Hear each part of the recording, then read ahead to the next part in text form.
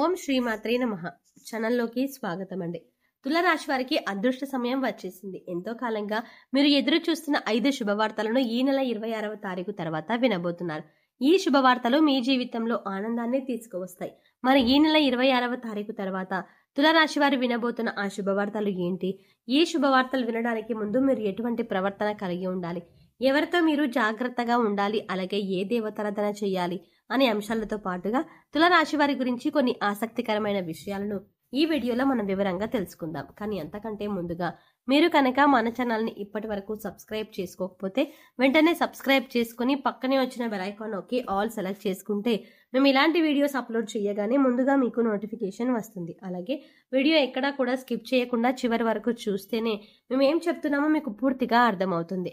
ఇక వివరాల్లోకి వెళ్తే మిగిలిన రాశులన్నింటికంటే కూడా తులారాశి వారిని చాలా ప్రత్యేకమైన వారుగా జ్యోతిష్ శాస్త్రంలో చెప్పబడి ఉంది. మరి తులారాశి వారు ఎందుకు అంత ప్రత్యేకం అంటే వీరికి ఉన్నటువంటి సహాయం చేసే గుణం, కార్యదీక్షత, కార్యదక్షత, సంయమన పాలన వంటి అనేక అంశాలను కలిగి ఉండడం వల్ల తులారాశి వారు అందరికంటే ప్రత్యేకమైన వారుగా చెప్పవచ్చు. అయితే తులారాశి వారు ఈ సమయంలో మీరు జాగ్రత్తగా ఉండాలి. ఈ సమయంలో మీరు చేయవలసిన పని ఏంటంటే ముఖ్యంగా మీరు పని చేస్తున్న పరిస్థితుల్లో ఎటువంటి పరిస్థితుల్లో అయినా మౌనంగా ఉండడానికి ప్రయత్నించండి. పని చేసేటువంటి ఇలా కనుక మీరు కొద్దిగా ఓర్పు పట్టి మౌనంగా ఉన్నట్లయితే ఇప్పటిదాకా మీరు ఎవరు వినని 10 శుభవార్తలను వింటారని చెప్పడంలో ఎటువంటి సందేహం లేదు. అయితే మీ ముందు నవ్వుతూ మాట్లాడే కొందరు వ్యక్తులు వెనక నుండి మీ నాశనం కోరుకుంటున్నారు. వారెవరు అనే విషయం ఈ వీడియో చివరి వరకు చూస్తే మీకు అర్థమవుతుంది. ముఖ్యంగా 3 వ్యక్తులు మీ జీవితంలో మీరు పైకి ఎదగకూడదని మీ నాశనాన్ని కోరుకుంటూ ఉన్నారు. ఆ స్త్రీ ఆ 3 వ్యక్తులు 2 స్త్రీలు 1 పురుషుడు మీ శత్రువులతో చేరి మీ శత్రువులకి అనుకూలంగా ప్రవర్తిస్తూ మీ నాశనాన్ని కోరుకుంటున్నారు. ఈ సమయంలో మీరు అనుకున్న పనులు అనుకున్నట్టు జరగాలి, ధనలాభం కలగాలి, అందరికంటే ముందు ఉండాలి అనుకున్నట్లయితే కనుక మీరు ఏం చెయ్యబోతున్నారు అనే విషయాలను ఇతరులకు అస్సలు చెప్పకండి.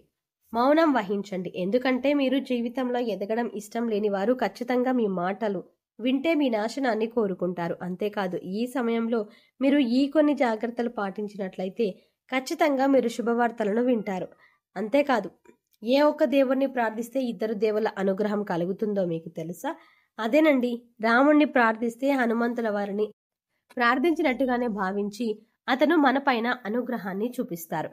అంతేకాకుండా జీవితం 3 పువ్వులు 6 కాయలుగా మారిపోతుంది. మరి ఆంజనేయ స్వామి వారికి ఇష్టమైన మంగళవారం రోజున మాంసాహారం తినకుండా రాముల వారిని అలాగే హనుమంతుల వారిని ప్రార్థించినట్లయితే మీ మనసులో ఉన్న కోరిక త్వరగా నెరవేరుతుంది. అంతేకాదు ఇలా చేయటం వల్ల రాముల వారి అలాగే హనుమంతుల వారి అనుగ్రహం కూడా మీపై పరిపూర్ణంగా ఉంటుంది అని చెప్పడంలో ఎటువంటి సందేహం లేదు.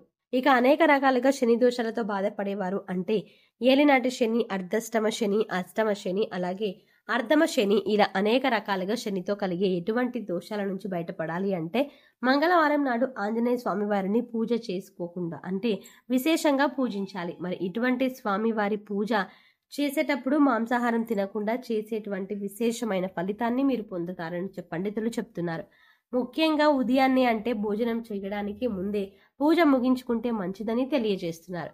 ఈ వీడియోని మీరు చివరి వరకు చూస్తేనే మీరు చెయ్యకూడని తప్పులతో పాటుగా ఏ వ్యక్తులతో మీరు దూరంగా ఉండాలి అనే అంశాలు మీకు వివరంగా తెలుస్తాయి. అలాగే వీడియో నచ్చితే లైక్ చేసి మన ఛానల్ని సబ్స్క్రైబ్ చేసుకోవడం మర్చిపోకండి. ఇక 2వ తప్పు మీరు చేయకూడనిది ఏంటి అంటే మీరు కోపాన్ని అదుపులో ఉంచుకోవాలి. అలాగే కోపంలో ఉన్నప్పుడు ఎదుటి వారికి ఎంత మాట పడితే అంత మాట అనకూడదు. అలాగే ఎదుటి వారిని దూషించకూడదు. ముఖ్యంగా మీ దగ్గర లేని వ్యక్తి గురించి ఎదుటి వారితో నెగిటివ్గా చెప్పకూడదు. అలాగే వాడకూడని పదాలు వాడుతూ ఎదుటి వారిని దూషించడం కూడా మానుకోవాలి.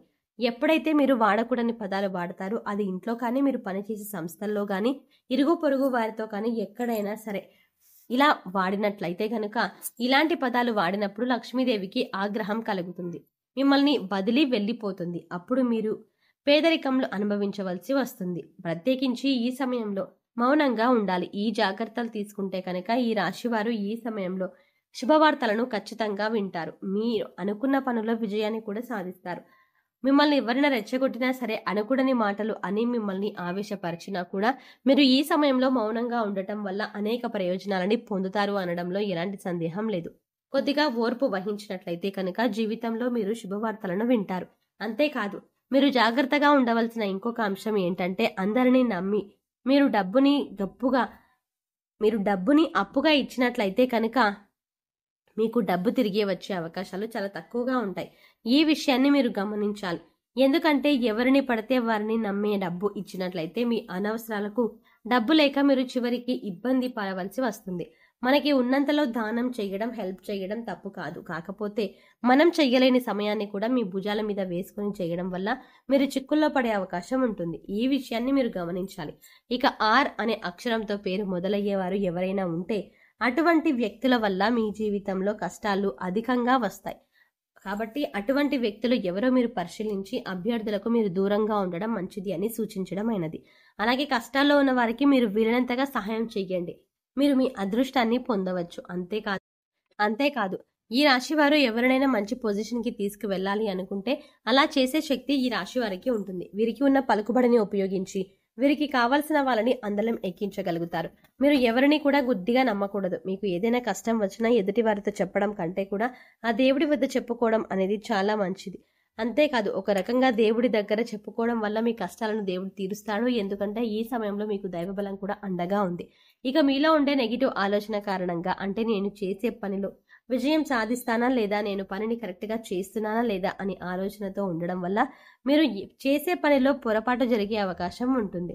అందువల్ల దేవుడిని నమ్మి దైవం మీద భారం వేసి మీరు పని చేసినట్లయితే ఖచ్చితంగా మీరు విజయం సాధిస్తారు. అలాగే పని ప్రారంభించే ముందు దేవుడిని తలుచుకోవడం మాత్రం మర్చిపోకండి. పి ఇంకా ఎస్ అనే అక్షరాలతో పేర్లు మొదలయ్యేవారు ముఖ్యంగా స్త్రీలతో మీరు చాలా జాగ్రత్తగా ఉండాలి. వారిని నమ్మి అన్ని విషయాలను వారితో చర్చించకూడదు.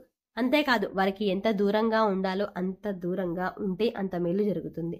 అలాగే ఆర్ అనే అక్షరంతో పేరు మొదలయ్యే మగవారితో కూడా ఈ రాశి వారు దూరంగా ఉండాలి. ఎందుకంటే ఈ ఇద్దరు స్త్రీలు ఇంకా పురుషుడు మీ నాశనాన్ని కోరుకునే వారిలో ఉండే అవకాశం ఉంది. ముందు చెప్పుకున్న విధంగా ఈ రాశి వారిలో ముఖ్యంగా ఈ అక్షరాలతో పేర్లు మొదలయ్యే ఇద్దరు స్త్రీలు అలాగే ఒక పురుషుడితో మీరు చాలా జాగ్రత్తగా ఉంటే మీ జీవితం మీకు ముందుకు వెళ్తారు. అలాగే మరిన్ని యోగవంతమైన ఫలితాలను పొందడానికి ఈ సమయంలో మీరు చేసుకోవాల్సిన దేవతారాధన చూసుకున్నట్లయితే గురువారం నాడు దత్తాత్రేయ దక్షిణామూర్తి వంటి గురు స్వరూపాల ఆలయాన్ని దర్శనం చేసుకోండి. మాస శివరాత్రి రోజున శివుడికి అభిషేకం చేయించుకోండి. అలాగే శివుడికి విశేషంగా పూజా జీవితంలో ఉన్నతి పొందగలుగుతారు. సో చూసారు కదండి, తులారాశి వారు ఈ సమయంలో ఏ విషయాల్లో జాగ్రత్త తీసుకోవాలి, అలాగే 26వ తారీఖు తర్వాత మీరు ఎటువంటి శుభవార్తలు వినబోతున్నారు, అలాగే ఈ సమయంలో మీరు ఏ వ్యక్తులతో జాగ్రత్తగా ఉండాలి అనే అంశాలతో పాటుగా ఈ సమయంలో మీరు చేసుకోవాల్సిన దేవతారాధన గురించి ఈ వీడియోలో మనం వివరంగా తెలుసుకున్నాం కదా. ఈ వీడియో మీకు నచ్చినట్లయితే లైక్ చేసి మీ ఫ్రెండ్స్ అండ్ ఫ్యామిలీ మెంబర్స్లో తులారాశి వారు ఎవరైనా ఉంటే వారితో మర్చిపోకుండా ఈ వీడియోని షేర్ చేసుకోండి. కానీ అంతకంటే ముందుగా మీరు కనుక ఇప్పటి వరకు మన ఛానల్ని ఇంకా సబ్స్క్రైబ్ చేసుకోకపోతే వెంటనే సబ్స్క్రైబ్ చేసుకొని పక్కనే వచ్చిన బెల్ ఐకాన్ నొక్కి ఆల్ సెలెక్ట్ చేసుకుంటే మేము ఇలాంటి వీడియోస్ అప్లోడ్ చేయగానే ముందుగా మీకు నోటిఫికేషన్ అందుతుంది. మరో చక్కటి వీడియోతో మళ్ళీ కలుద్దామండి.